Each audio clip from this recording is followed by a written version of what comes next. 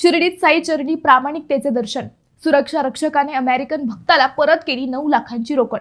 श्री साईबाबांच्या मंदिरात माणुसकी आणि प्रामाणिकतेचा एक अत्यंत हृदयस्पर्शी प्रसंग समोर आलाय। साईबाबा संस्थानच्या सुरक्षा कर्मचाऱ्याने एका अमेरिकन भक्ताची हरवलेली 10,000 अमेरिकन डॉलर्स अर्थात भारतीय चलनात अंदाजे 9 लाख रुपये असलेली बॅग तत्परतेने परत करून कर्तव्यनिष्ठतेचे उत्तम उदाहरण घालून दिले। त्याचे झाले असे की शुक्रवारी मंदिरात श्री साईबाबांची धूप आरती संपल्यानंतर मंदिराच्या मागील परिसरात सुरक्षा कर्मचारी कृष्णा कुलकर्णी यांना एक बेवारस बॅग आढळून आली। बॅग मिळताच त्यांनी तात्काळ आसपासच्या साई भक्तांकडे चौकशी केली, मात्र कुणीही मालक न मिळाल्याने त्यांनी ती बॅग तातडीने संरक्षण कार्यालयात जमा केली। सुरक्षा विभागाने बॅगेची तपासणी केली असता त्यामध्ये 10,000 US डॉलर्स आणि एक पासपोर्ट आढळून आला।